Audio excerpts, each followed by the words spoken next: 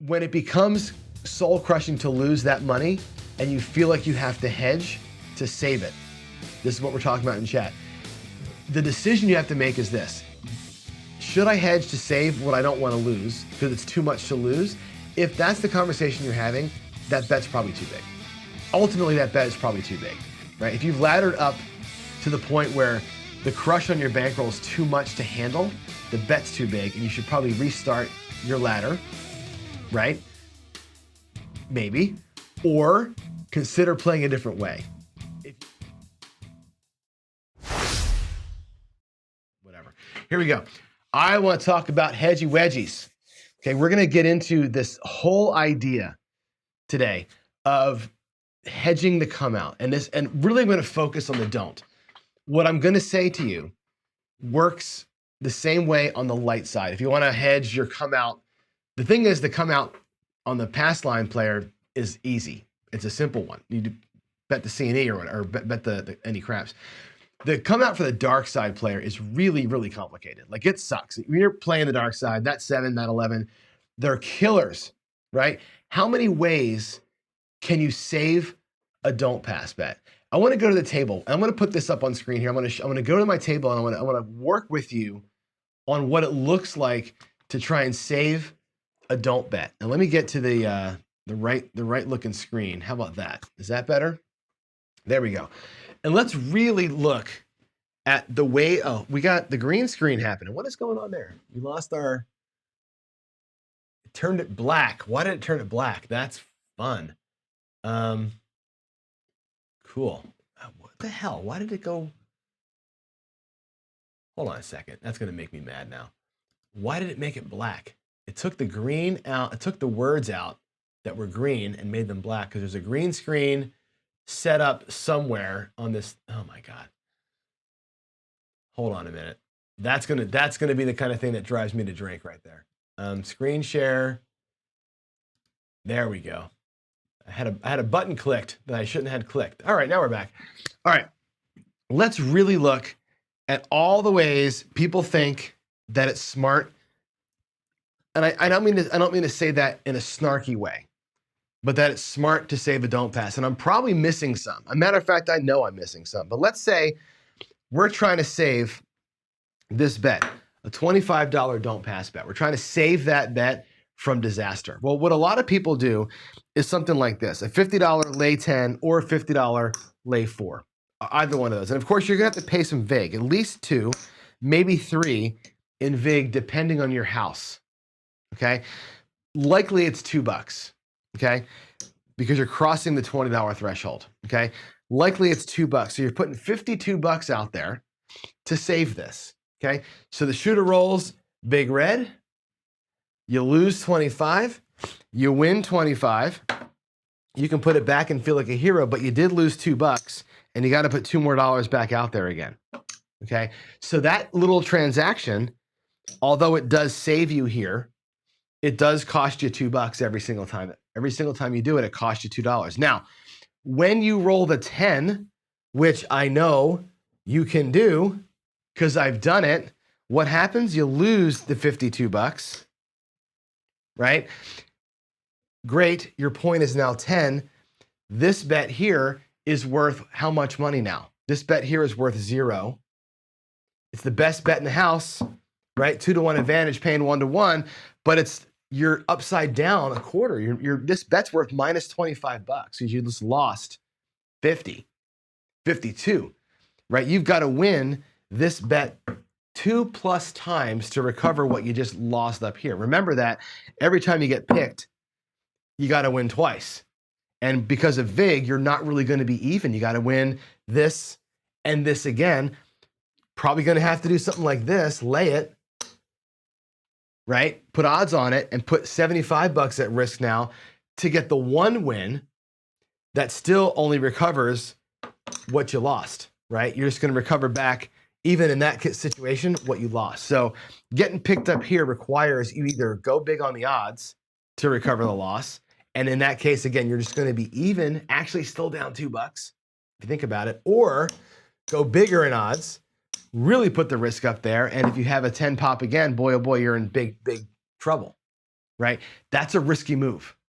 It sounds easy, but it's riskier, I think, over time. You can lay anything, by the way. You can lay on the 6 or 8, $30, right? Instead of putting 50 out here, you can lay 30. It's still going to cost you a couple of bucks in the VIG, right? When you're doing a direct lay, you're paying VIG no matter what. But it's 30 instead of 50. So if you get picked on the 6, which is really common, you'll be down a net $7 if that bet wins by itself. And your odds down here can actually recover the loss completely. So the 6 or 8 coupled with odds actually is not a terrible way to go if you can beat it twice, right? They set a 6 and you go, oh shit, I'm down $32. Let's put $30 back down here as odds. If that happens to come out and win, right, you're going to win a quarter on each bet and you're going to recover part of it at least. At least this gets you back a little bit quicker, right? Because you're not recovering quite as much. So you can lay the 5 or 9, right? You can lay the 5 or 9 for $38, 25, 35, $38, which I think 38 plus $2 in VIG. This pays $26, right? You can do that. It's the same thing. You can keep laying all the numbers if you want to, one by one, to try and save against one roll bet, a one roll ugly. Hell, you can lay the whole back wall. We've done the back wall lay, right? You can put $30 on every number, right? And what happens here when you do this? If it's even allowed, you might have to go 40 on the 4 and 10. What's going to happen here with a $25 dome? Well, shit, you're going to pick a 9, you're guaranteed to be down. You're guaranteed to be down $30 before the roll even starts. That bet there is worthless. You're going to have to come out here with probably double odds or single odds every single time to fix this, right? It's great when the 7 rolls, you actually win 120, losing a quarter. You're actually up about $100 on every 7, which is fantastic. But the amount of times you get picked does not fix that.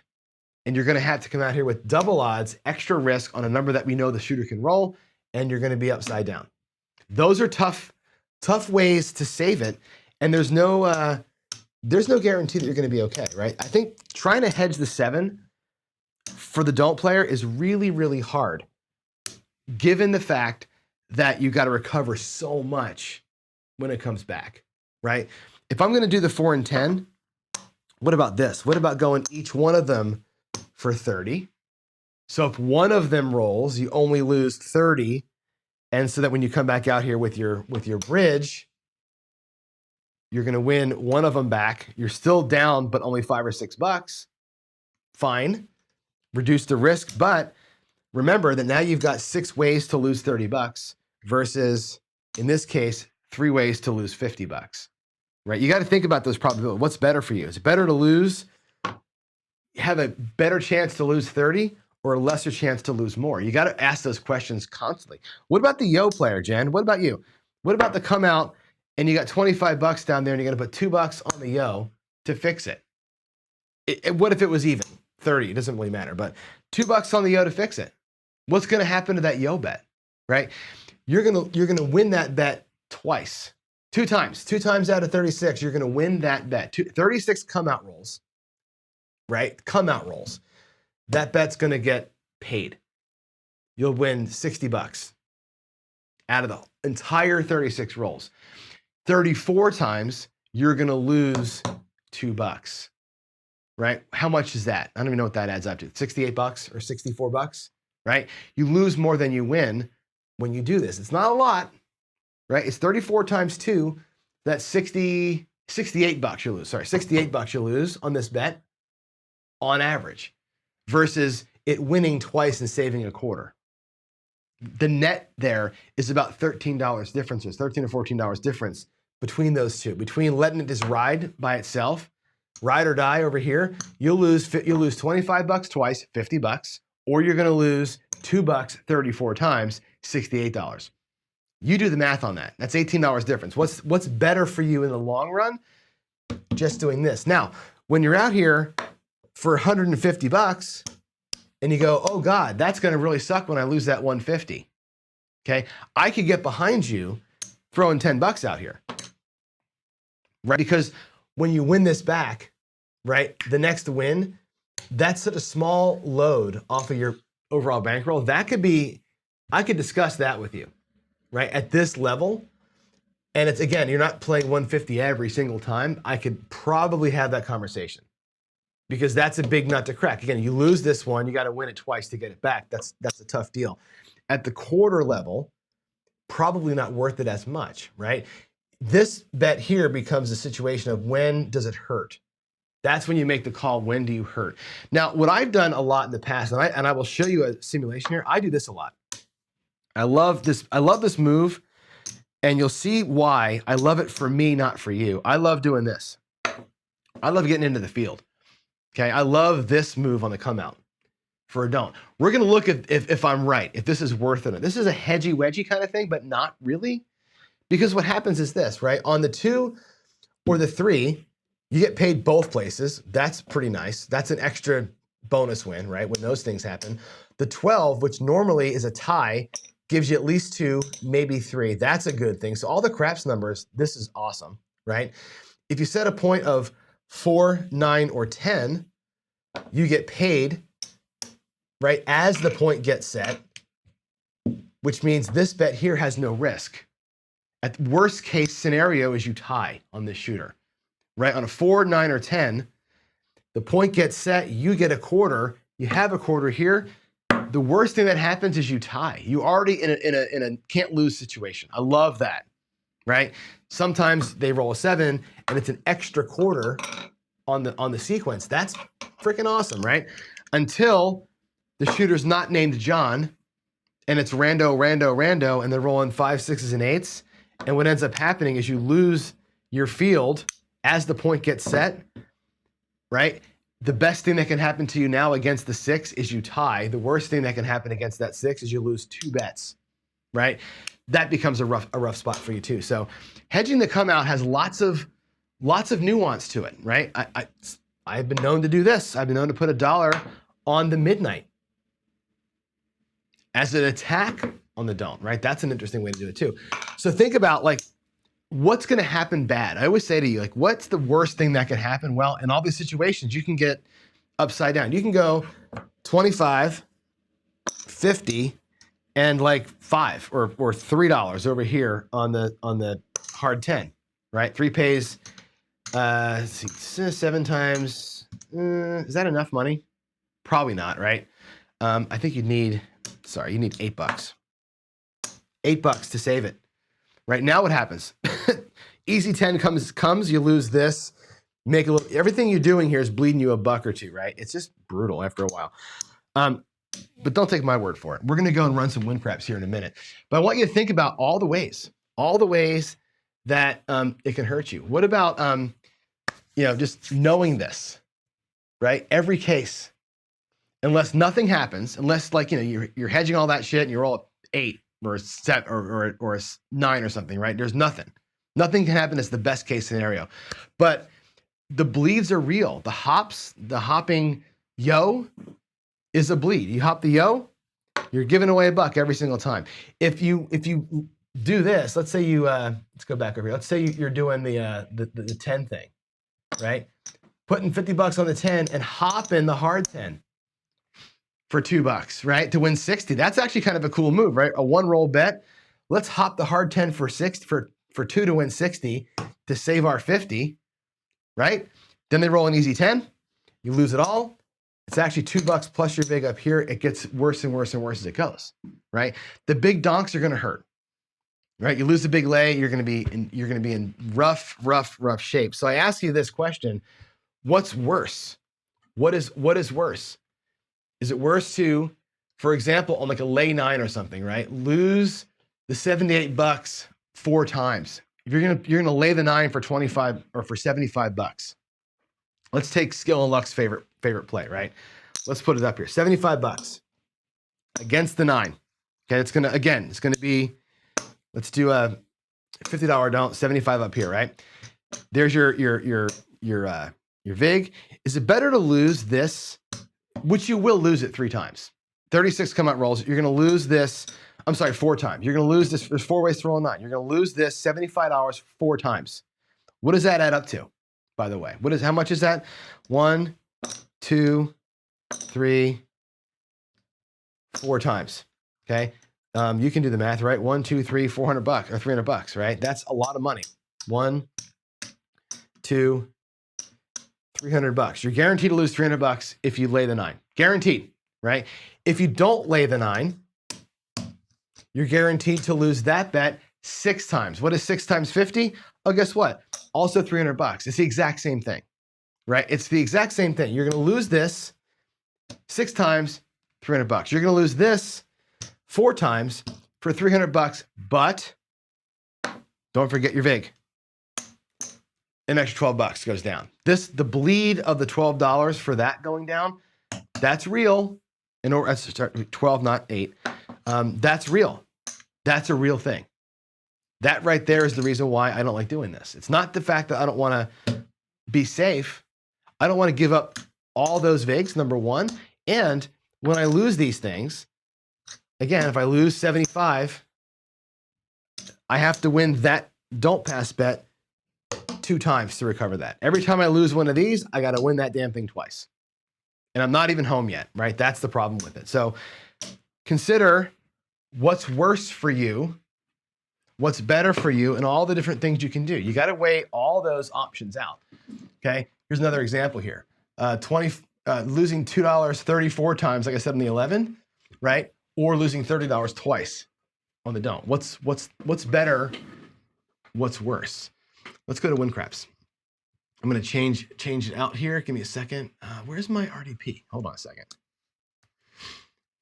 I must have closed it down. Give me a second here to reopen this thing up. It's 8:37, so we have time. I don't know. I don't remember closing it. Oh crap! My PC closed down. Nope. There we go. Can you see this? Hopefully you all can see this. I think you can. It looks like on my screen you can. Let's see here. Okay. So what I've got here, I'm going to do actually a new game. Game new. No, I don't want to save anything. So what I've got here is a whole bunch of players. And all the players, as you can see, have $10,000 bankrolls.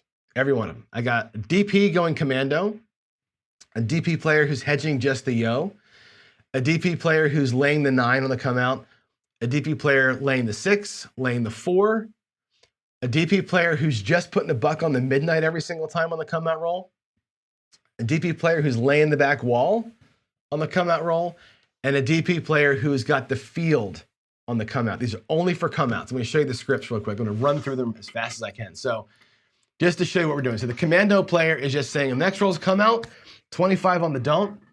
It was established, $30 in odds. We're doing 25 and 30. That's all that we're doing. Okay. On the yo player, he's just betting $2 on the 11 on the come out roll to hedge that. The lay 9 player is betting $39 on the 9. That'll pay 26. So he's a little bit ahead. And after the point, take the lay bet down. The same thing for the lay 6 person. It's just on the 6, 30 and 30. The lay 4 person has to do 50 on the 4 and then take his lay down. The midnight person is just betting a buck on the 12 on the come out rolls. That's all he's doing. The back wall lay guy is laying all the numbers for $30 and then of course taking them all down once the number comes, and he's just doing $30 in odds. He really should be doing 60 in odds. I really need to make his odds a little bigger to make it fair. Well, no, I'm going to leave it at 30. I think they're all doing the same thing. So he's going to get destroyed. We have to make him 60. He's going to get murdered coming back out. He's going to have to do the double odds. Otherwise, he'll be upside down every single shooter. The last player is the field guy who's going to go in the field and on the don't. He should really be 20, 25 in the field.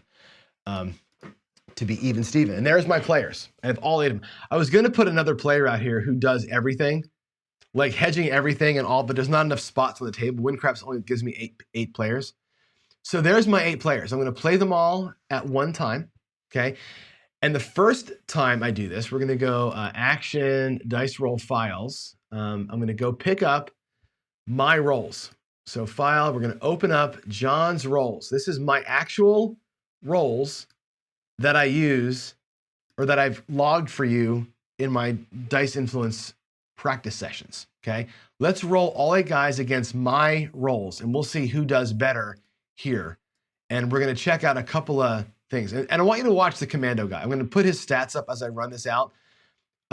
You'll see he's not very volatile, right? He's hanging around the $10,000 mark. He never really goes up or down. It's very, the don't pass with single odds is a super low volatility play. He's not probably ever going to go to zero. Matter of fact, at best, yes, we won. At best, he won 10,900. At best, he won $900. He's currently at 260, and at worst, he lost a few $100, right? Over the course of 4,000 rolls. That's actually pretty good. The yo player, about the same, right? But look at the difference here. He lost about $100 more than the commando guy because the yos weren't paying him. He was bleeding. The lay 9 person ends up losing over the course of those same rolls about $300 and some, okay? And again, their high was about the same. They didn't really achieve anything better. They just lost more money because they couldn't make them up. The player doing the lay 6, same thing. Won about $900, lost about $700. Laying the 4 cost this guy $580, right? Again, his top end was less. He had to make up. Remember, the losses on the 4 cost you so much money. He never made them back like the other guys did. The player who's dropping $1 on the midnight ends up losing or winning $150 or $125 less than the commando guy. He'd burn in that $12 or burning that buck every time. Complete waste of money. The back wall lay guy, look at the back wall lay guy. He lost $3 grand. Don't ever tell me that laying the back wall for the DP is a good play. He lost $3K laying the back wall, and I don't think he ever had any profit. Early on he makes a lot of profit. Look at that. He lost $3,000 in that damn thing. The field player actually did the best, right? On my rolls, the field player actually does best. And the field player actually, at some point, I think, had won a little over $1,000 more in wins at the peak, right? And showed a better profit than just going by yourself. So for me, I always say, bet the field in the come out, because I throw that way. My throws make that make sense. Is that cool? Now let's change it up. we're gonna go to pick a different dice roll file. I'm gonna go change it. We're gonna go to dice roll files, and let's choose, let's go. I got a bunch of these things. A lot of these dice roll files, by the way, come from casino logging. I've got subscribers who have sent me their logs of casino rolls. So we can take, let's just take this H. I'm not sure. I don't want to say where these are from. It'll give it away. But let's take the H rolls, okay? And we'll play that. We'll do game new. Yes, we're going to save it. Yes, we're going to save it. No. Rewind and play back. I gotta make sure I close that window so it doesn't slow us all down. And let's do it. Let's play this one out and see what happens. Same thing, just a different set of rolls. It's only about 1,000 rolls. This one goes quick. 928 rolls. How did the players do this time? Well, the flat commando guy won 125. The yo cost him $100 and some. Laying the 9, laying the 6, laying the 4, all went upside down. The back wall player got destroyed. Laying the back wall is just dumb. It's a fun move once in a while, but boy, is it dumb when you're trying to get a don't pass out. The midnight player lost money, and the field player in this case lost money. His top end was 10,700. The commandos player top end was 760. So they both were about the same in this case. Again, not me throwing, where I'm throwing a bunch of field numbers. For whatever reason, that was what my rolls were. Let's do another one. We'll do one more from a known set, and then we'll change it up. We'll do, let's do dice roll files. Let's grab, this will be an interesting one. I'm going to do, this is a big one. We'll do the 50,000 rolls. This one is going to be interesting. Watch what happens here. We're going to play this one up. We're going to turn it off. We're going to go game new. Cancel that game. New game. This one takes a minute. There's 50,000 rolls, so it takes a hot minute to run. But watch what happens here. This is going to be interesting. And we'll just talk about it. I'm going to go through the chats while this is running. This is going to take about 5 minutes to run. But 50,000 rolls is interesting. This particular roll file, I know, is pretty don't friendly early and pretty don't friendly late, right? Or don't unfriendly late. So when I run strategies against this one here, early, they always do great, and then they all go to hell in the handbasket toward the end there. So we'll let this thing roll out here for a minute. I just want to go through the go through any PCs that I'm seeing. So if there's any questions about what I'm talking about, we can do it. 50 lay 4 is $1 vig. It depends. My local is $2 for that one. Casinos operate differently. It's on the win and it's every $20, right? Some places round you up, and that's just be wary of that it's a thing. Let's see. Michael says, that's why I'm wailing school of thought and skip the come out.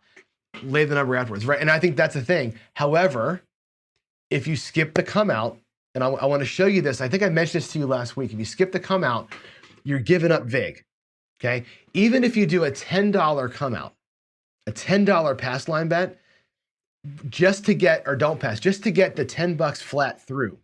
It's super, like, who cares about $10 in most cases? Then you lay that with your whatever odds you're going to put on it. At that point, those odds are vigless, right? You can remove the vig by having the $10 out there. I think that's a better play, frankly. Especially where you have 10x casinos, right? I think that's the better move. And I've told Waylon that too. Don't just do a direct lay. Get as small as possible, don't pass bet out, and then jack your odds on that because there's no vig. Make them free if you can do it. I think that's a good thing. Let's see. And Corey says, it doesn't make sense to hedge at 25. It doesn't make sense to hedge at 250. And what I said about that was this. If the number hurts you, right, when that number becomes painful, that's the time you do it. In other words, you'd never do this, but if you're at $1,000 bankroll with a $150 or $200 don't pass, you probably ought to hedge that because a loss of that might be irrecoverable for you. You shouldn't have that high of a bet without the bankroll to support it. And if you're at a $5,000 bankroll with $1,000 or $100 don't, that shouldn't matter either. Does that make sense? I think it's based on how much of your bankroll you've got jacked out on the table, whether you make that yo hedge decision or not. Let's see. Analyzer says, can't be playing the field or at least play any crap speak, right? It's a bleed. You'll watch here in a minute. We're at 49,000 rolls. We're almost done here. Watch what happens to the field player against this set of rolls. Here we go. We're almost done. 50 something thousand. This is a long, long list over here. Well, you're making a good point, Michael. If I don't care about the $10, I don't care about the vig. It's the vigs over time. If you've got, whatever. Let's say you lay 6 consecutive points for $120 each. All of those vigs are more than the $10. Way more than the $10 would be on the flats. I think getting the flat through at that low level and the free odds, I think is the better play. Anyway, here we go. End of dice roll file. How did we do? Everybody lost money. Again, this roll file I know is very unfriendly to don't players, but that's okay. Who did worse though? Let's take a look at all of it. The commando player lost $4,000, which is not great. The yo better lost $7,200 just betting the yo on those 50,000 rolls. He lost double the money on the yo on the come out yos. The lay 9 lost 5,600, which is again almost $2,000 more than this guy did. The lay 6 player lost $7,300. The lay 4 player lost $6,800. Look at those losses. The midnight player lost $7,000, just like the yo player did. Those dollars going out, man, they added up over 50,000 rolls. They really, look at how much they added up over 50,000 rolls. That's insanity. The backwall layer went bankrupt, and the field player went bankrupt in this run. But what's interesting about it is this. The commando player at one point won $12,800. He was up $2,800. The field player had won $5,000 at one point. So there's a point in time where the guy playing the field was crushing it, and then the whole table goes to hell, right? And it goes to hell for the don't player, and he goes bankrupt. He ends up burning it all. Interesting stuff. But what I see consistently, we can actually do this we'll do one more time. Let's do game new. We're going to not save the results. We're going to say okay on that. I'm going to go to the dice rolls again. We're going to turn the dice rolls off. Let's go to the dice roll file. We'll do our last run here. Let's turn it off, which will put us into random mode. And if I come here, let's see, come here, and we'll do a stop options. We'll say auto stop at 10,000 rolls. And let's just run it again. We'll just do 10,000 win craps random rolls and just let it do its thing for us to see what it's going to do. So there's that. All right. Let's see what's happening here. Duracell says the DP doesn't always go to the 410 to lay odds. Right. So the point we're talking about here, Duracell, is the strategy that Waylon has, where he calls it laying the point. So you bypass the come out roll and just drop a whole bunch of lay on whatever the point is. So he's trying to bypass the whole come out mess and just do a direct lay on whatever the point is. Of course, you're paying vig on that. So I'm suggesting to Michael that we just do a small flat bet on the don't, and then lay huge odds on that. That gets you the same thing, but without paying the vig. All right, here we go. How do we do? Boy, oh boy, look at that random run. Everybody lost their shirt. That's a terrible random run. 5,000, 5,000, 6,000, 6,000, 7,000, 5,000. Backwall lay goes bankrupt, and the field loses $6,000. Everybody loses. The commando player loses the least. Every single time, pretty much every time, we've lost money. Look at the backwall lay guy actually won 11,000 at one point. It must have been a bunch of come out sevens.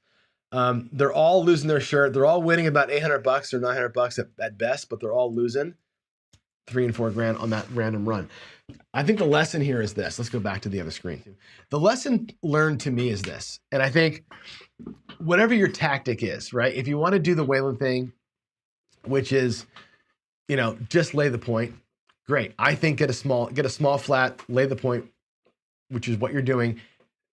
Save yourself the vig on that. I think that's a smarter play. What I see when I run the win craps, whether all the strategies lose or they all, I've run randoms where they've all won money. You saw against my roll, they all pretty much won some money. Invariably, the player going commando loses the least or wins the most in almost every scenario. I've only seen the field player beat him a couple of times. It just depends on what the points are being set as. In almost every scenario, the commando player comes out ahead, loses less or wins more. It's not always by a lot. As you saw in that one roll, it was $80 difference, right? Basically, you're burning that $1 or $2 on the yo every single time. It's better to go commando. It may not feel like it. When you're out there, you're going to go, this is brutal. I don't have enough money. Like when I do the paycheck and I have $1,000 bankroll and I get those bets up to $100, that's 10% of my bankroll. I can't afford to lose 10% of my bankroll. That's when I go with the $5 yo. I will do the $5 yo when I'm out there for a big chunk of my bankroll. I'll do it. If I'm at $100 don't and a $5,000 bankroll, I don't care. To Corey's point, that's an okay percentage loss. I'll take that, but I will not take a 10% loss. So I think you make that decision based on what you're willing to lose, if that makes some sense. All right. Duracell says utilizing DI, knowing your advantage, 100%. Right. And I think if you look at me running that simulation against my rolls, right? When I did my DI rolls, I've told you so many times, when I'm got the dice and I want to throw from the don't, if I was going to do the Latterson for real in my life with my rolls, I would put $1 on the midnight and I would bet the field on the comeouts, because I throw enough field numbers and enough horn numbers to make that bet for me profitable. And you saw against my rolls, the field player won the most money because of the way that I happened to throw. I'm not a DI, but my pocket seems to be that. And for me, that works. And like, I think you're right. Knowing what you do, critical. Ed Robinson says it all the time. Know what you throw, right? His betting style is based on knowing what he throws in a given session. He can analyze his dice and go, I'm throwing this, I'm betting on that, right? That's what he does. I'm looking at my long series of rolls and saying, I tend to roll more of this. I'm going to put my money in that spot. If you know it, you bet it. I think it's pretty cool. Stop loss zero is a mentality, but you're saying, I trust my bankroll to do the job. But if it's, and what if I'm down to 500 and it's a $100 bet like it was yesterday? Now I'm at 20% of my bankroll on a one roll loss. There's a point in time where you have to be protective. I think there's a smart play and there's the all-in mentality. I think you gotta run the fence on that one a little bit. I think that to me is, again, I think it's a percentage of bankroll play. That's what, for my taste. I'll hedge it when the bankroll loss percentage is too high. But generally speaking, I think that's not the best move to make. My final juice on this is simple. I know we all want to keep our money, right? The reason for hedging is because you don't want to lose what you think is a big bet. $25 don't. For a $500 buy-in, $25 in the don't's a lot of money, right? It's actually a lot. I don't want to lose the $25. I don't want to lose $100, right?